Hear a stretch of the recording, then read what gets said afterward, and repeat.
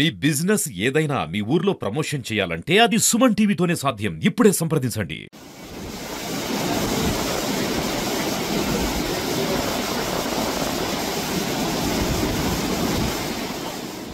Welcome back to Suman TV. నేను మీ సుప్రసాద్.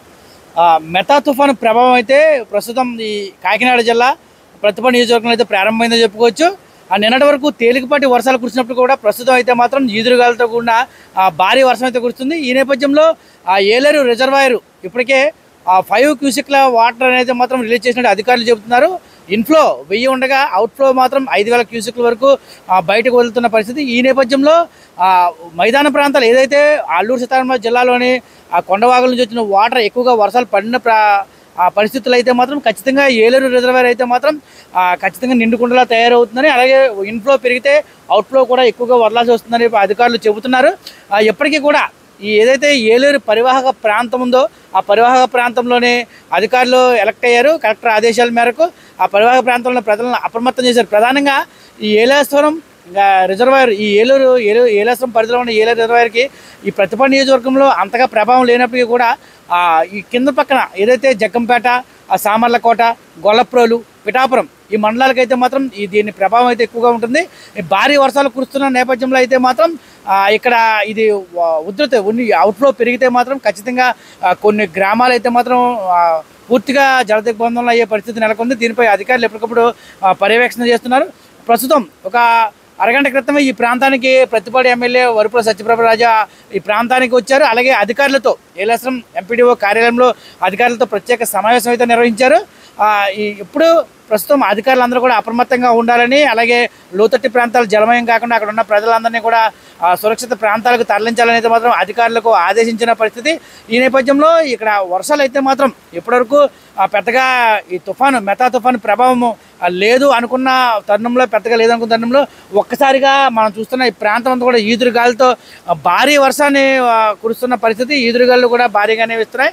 ఈ నేపథ్యంలో ఈ ప్రాంతం అంతా కూడా కొద్దిగా అలజడిగానే ఉంది. అధికారులు చెప్పినట్టుగా ఇప్పటికీ ఈ తుఫాను ప్రభావం అయితే మాత్రం తీరం దాడుతున్న తరుణంలో అయితే మాత్రం ఈదురుగాలతో వర్షాలు కురిసే పరిస్థితి ఉంది. ఈ విషయంపై ఇక్కడ ఏదైతే ఏలేరు రిజర్వాయర్ సంబంధించిన అధికారులతో మాట్లాడే ప్రయత్నం చేద్దాం రండి.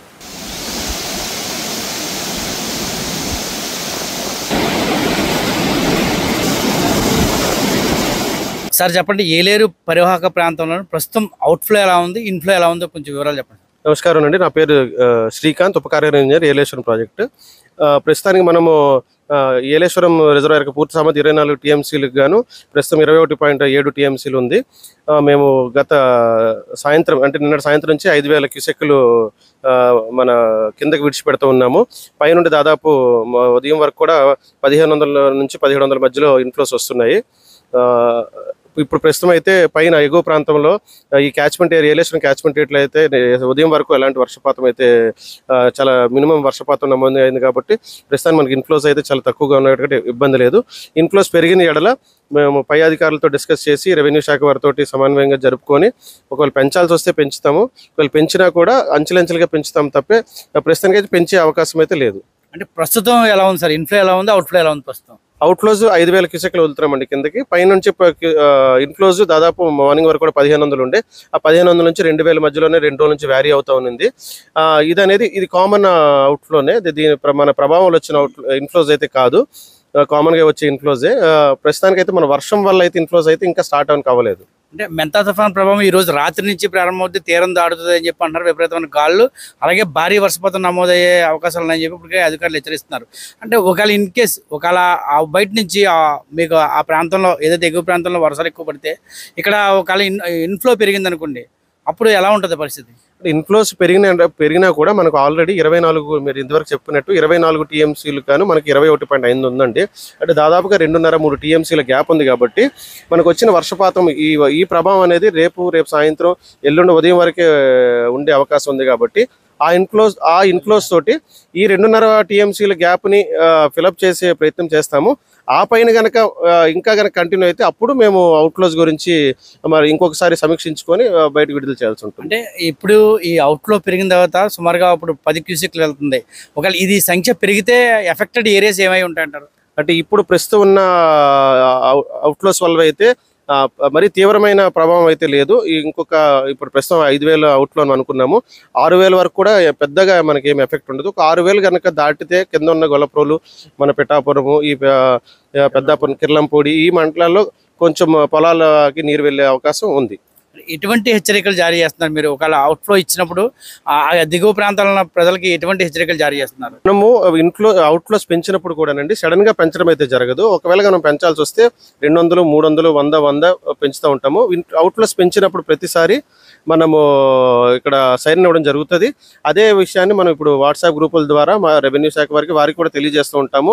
తెలియజేసి అంచెలంచెలుగానే అవుట్ఫ్లోస్ పెంచుతాం కాబట్టి సడన్ ఎఫెక్ట్ అయితే ఉండదండి. ఈ ఏలేరు రిజర్వాయర్ సంబంధించి 24 టీఎంసీల సామర్థ్యం కలిగిన రిజర్వాయర్ అని అయితే ఈ నేపథ్యంలో ఇక్కడ ప్రస్తుతం 21 టీఎంసీలు ఉందని, కాబట్టి ఎగువ ప్రాంతంలో అంటే అల్లూరు సీతారామరాజు జిల్లాలో కురిసిన భారీ వర్షాలతోనే ఈ రిజర్వాయర్ అయితే నిండే పరిస్థితి ఉంటుందని చెప్పి ఇక్కడ మనకి డిఏ శ్రీకాంత్ గారు అయితే చెప్తున్నారు.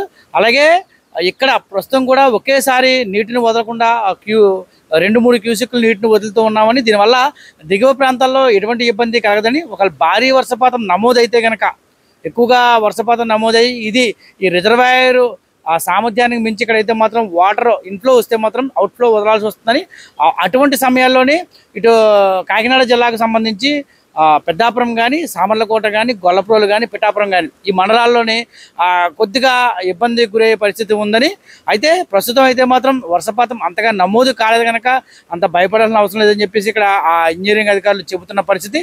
ఈ నేపథ్యంలో ప్రజలు ఎవరు కూడా ఈ వాగులు దాటే ప్రయత్నం చేయవద్దని ఇప్పటికే అధికారులు ఆదేశాలు అధికారులు చెబుతున్న పరిస్థితి. అలాగే ఎక్కడికక్కడ కంట్రోల్ రూమ్లను ఏర్పాటు చేసి ఎవరికి ఎటువంటి ఇబ్బంది అయినా సరే ఆ కంట్రోల్ రూమ్లకి సమాచారం అందిస్తే ఖచ్చితంగా అధికారులు వారి వద్దకు వెళ్ళి వారిని సహాయ చర్యలు చేపట్టే విధంగా చర్యలు చేపడతామని అధికారులు చెబుతున్నారు.